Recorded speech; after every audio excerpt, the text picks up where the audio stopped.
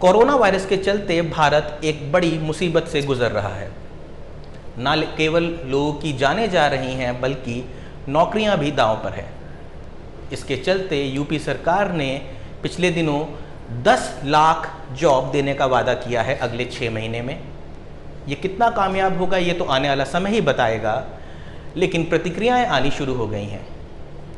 इस मुद्दे पर और बाकी तमाम मुद्दों पर बात करने के लिए आज मेरे साथ मौजूद हैं समाजवादी पार्टी के एक दिग्गज नेता mister Shyamacharan Gupta. Mister Gupta, Monday talk interview series में आपका स्वागत है। मेरा पहला सवाल आपसे यही है कि 10 लाख जॉब्स देने का वादा किया गया है, इस पे आपकी क्या कमेंट्स हैं?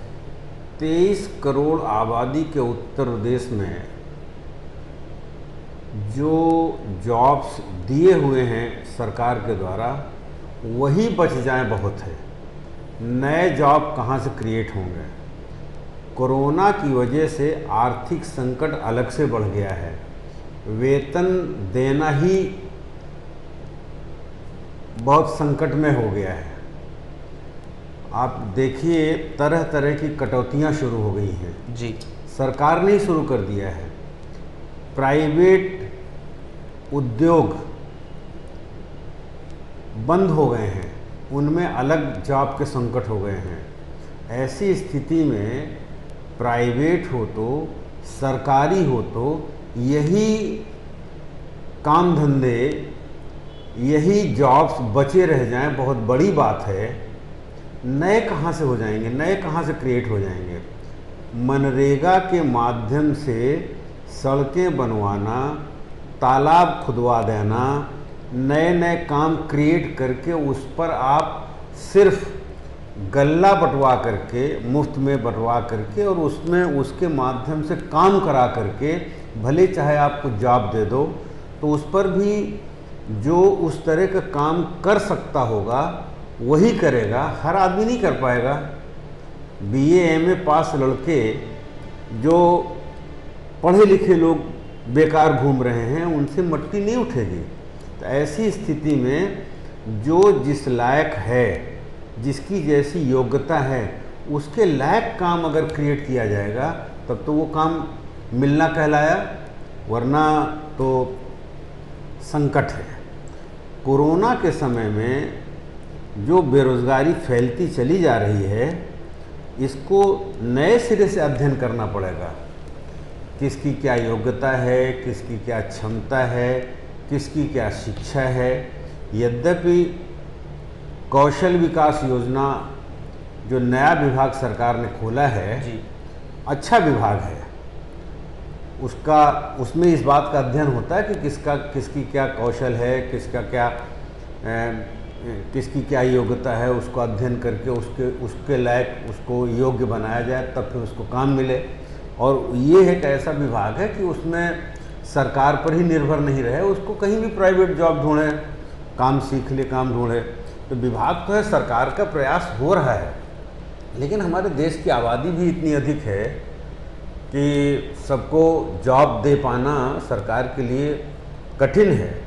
और बाहर कोरोना का इतना ज़्यादा भय घुस चुका है कि लोग बाहर निकलना भी नहीं चाहते, गांव के बाहर जाना भी नहीं चाहते।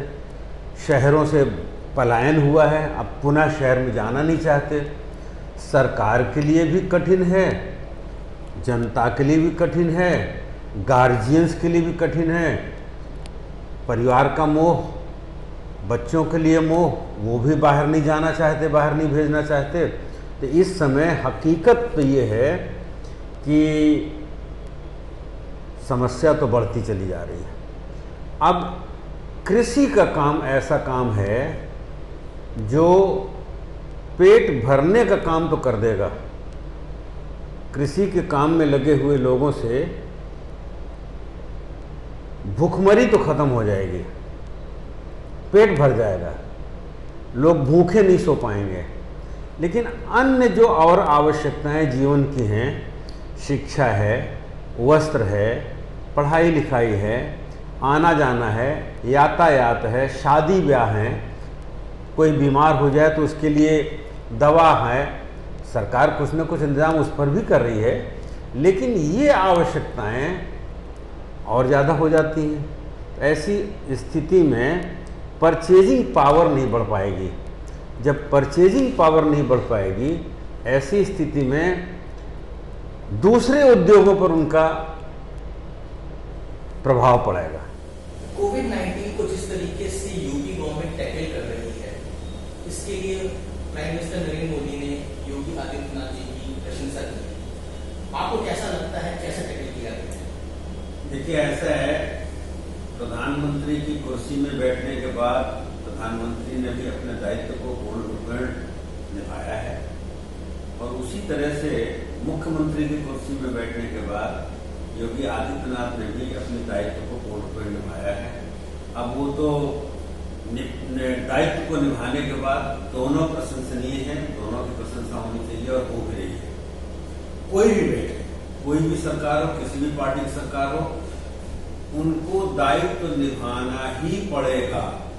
ऐसा तो नहीं है कि मोदी जी निभा रहे हैं, योगी जी निभा रहे हैं। कोई भी पार्टी होती, कोई भी व्यक्ति होता, जो भी इस पद में होता, उसको ये दायित्व निभाना ही पड़ता और निभाना चाहिए। तो ऐसी स्थिति में प्रशंसा तो होनी की और होनी चाहिए, क्योंकि इतना बड़ा संकट है, इतना बड़ा संकट इस देश में आ गया, इतनी बड़ी आबादी के देश में आया कि इस संकट से निपटना, मिलजुल करके निपटना और मिला जुला करके लोगों को सबके सामने रख करके और इस लड़ाई को लड़ने के लिए भावना पैदा करना बहुत बड़ी जिम्मेदारी का काम था। मिले भी लोग, ऐसा नहीं है कि अकेले योगी जी लड़े। देखिए, राजस्थान में, महाराष्ट्र में, बंगाल में, आपके छत्तीसगढ़ में, ये कई प्रांतों में, और लोगों ने भी उत्तर प्रदेश जिस तरह से लड़ा, उस तरह दूसरे प्रांतों में भी लड़ा। जिसकी ज्यादा बड़ी आबादी है, जैसे अपने उत्तर प्रदेश में, इनको थोड़ा ज्यादा सावधानी बरतनी पड़ी, ज्यादा मेहनत करना पड़ा, ज्यादा जिम्मेदारी निभानी पड़ी, और अच्छा है काम लोगों का दिखता है। जैसे चुनाव के समय में हमारे अखिलेश जी ने कहा था कि काम दिखता है, काम बोलता है। वो भी ठीक कह रहे थे उस समय, काम बोलता, उनके काम आज तक बोल रहे हैं। इसी तरह से कोरोना की लड़ाई में जो जो ठीक लड़ा, जिसने अच्छे इंतजाम किए, जैसे छत्तीसगढ़ वाले अपने अपने काम के बारे में बोलते हैं, मैंने कोरोना की लड़ाई में लड़ा। आज केजरीवाल जी बोल रहे हैं अच्छे इंतजाम किए, लेकिन उनके बावजूद भी उनके यहाँ केसेस बढ़ते चले जा रहे हैं। तो उसके लिए भी उनके पास स्केप है। भाई, देश की राजधानी है, चारों तरफ से लोग आ रहे हैं, क्या करें? वो कौन सा रास्ता बंद कर दें? आने जाने को तो रोक नहीं सकते हैं।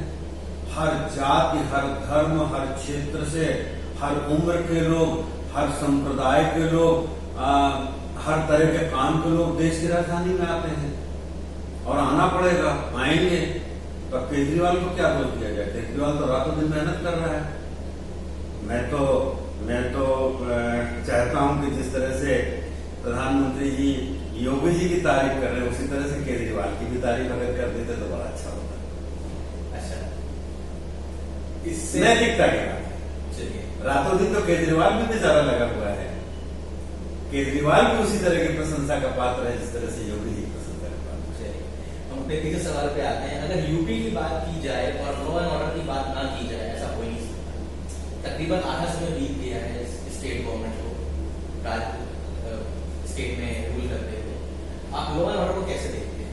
देखिए, लॉ एंड ऑर्डर तो मेरा अपना अनुमान ये है कि बहुत बड़ा प्रदेश है यूपी, और जमीन वगैरह के विवाद इतने हैं ग्रामीण क्षेत्र में, परिवार बढ़ते चले जा रहे हैं, रिश्तेदारियां बढ़ती चली जा रही हैं, परिवार के विभाजन बढ़ते चले जा रहे हैं, जमीन तो नहीं बढ़ रही है।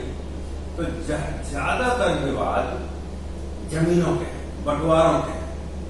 जमीनें कम है, परिवार बढ़ते चले जा रहे हैं, बंटवारा होता है तो छोटी छोटी टुकड़ों के लिए लड़ाई होती है, बहुत दिनों तक चलती रहती। आप देखिए, अगर सर्वे करा लें, कैलकुलेशन करा लें, तो ज्यादातर लड़ाई झगड़े, खून खराबा, लाठी डंडे जमीनों का विवाद वजह से चल रहे हैं। कैलकुलेशन कर लीजिए, हत्याएं, लाठी डंडे, खून खराबा, ये सब जमीनों का।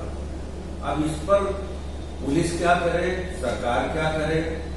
अगर मालूम पहले से होता है कि विवाद चल रहा है तो थोड़ी बहुत कार्रवाई हो जाती है, कानूनी कार्रवाई हो जाती है, तो उसमें रोक लग जाती है।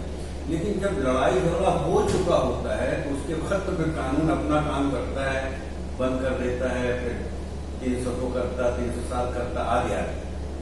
ऐसी स्थिति में ये पहले भी हुए हैं और आगे भी होते रहेंगे। अब इस पर कंट्रोल सिर्फ जानकारी होने के बाद ही कोई कर सकता है।